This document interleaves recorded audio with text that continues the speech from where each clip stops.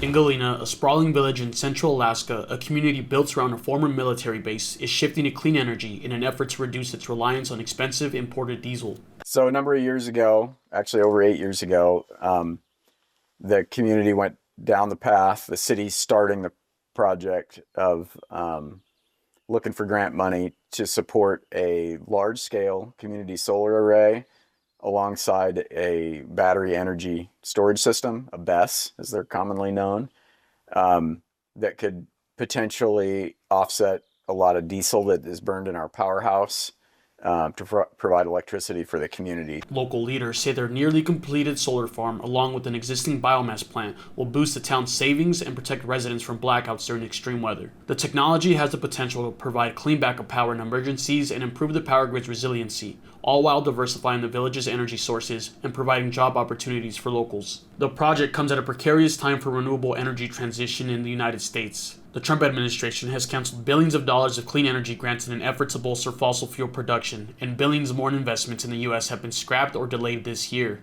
So far, the village's federal grants for the solar array haven't been impacted, but local leaders know the risk remains. The funding scenario is troubling currently for, renewable energy or, microgrids or things that are, climate or environment related right now, or federal agency related in general. But these things come and go. We'll be here. We'll weather that change or that storm or whatever you want to call it. And, just do our best to keep moving forward. Whatever the future public funding, the village is an example of how renewable energies can save costs, boost reliability during extreme weather, and create jobs. Sega started more than 10 years ago as a nonprofit with its primary function to provide renewable resource biomass material to the school district to heat their campus buildings for the boarding school that's here in the former Air Force Base. So we heat those buildings with chipped birch trees for a big biomass boiler plant, and that offsets a tremendous amount of diesel. In May, dozens of high school students stood with nervous excitement in a locker-brimmed hallway, each waiting their turn to walk into the audience-full auditorium. It's graduation day for Galena Interior Learning Academy. The school's vocational training courses and cultural offerings attract some 200 students annually from across Alaska. Students here can take classes on sustainable energy, aviation, carpentry, and much more.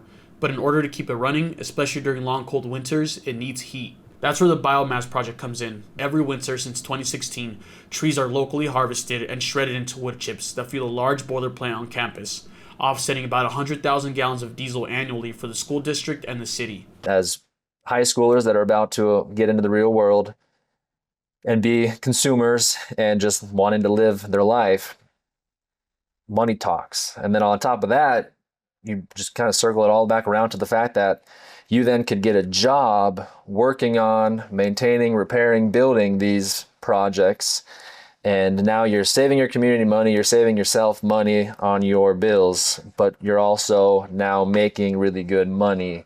So it's this total big flip that can arise because of some of these projects that are popping up. Galena burns just under 400,000 gallons of diesel annually to produce electricity, and an energy price hike around 2008 helped the village realize something needed to change. Scotland remembered when a gallon of diesel was $1.64, then skyrocketed to $4.58 another year. At that wholesale price, the city was paying more than $1.8 million to keep the lights on. That's when they started looking for grants to build a solar array. On an overcast May day, workers in reflective safety vests slotted rectangular panels on a metal grid. They were working on the nearly completed 1.5 megawatt solar farm that will connect to a battery system. Once in use, the community will be able to turn off its diesel engines and run on 100% clean renewable energy on sunny summer days.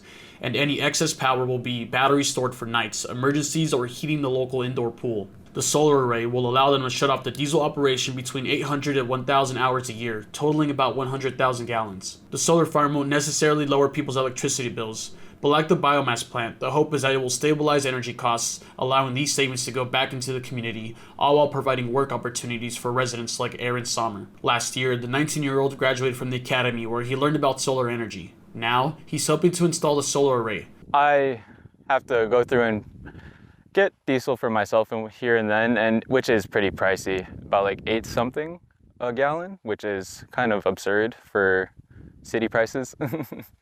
And Yeah, it's really exciting to see this help out the community a lot.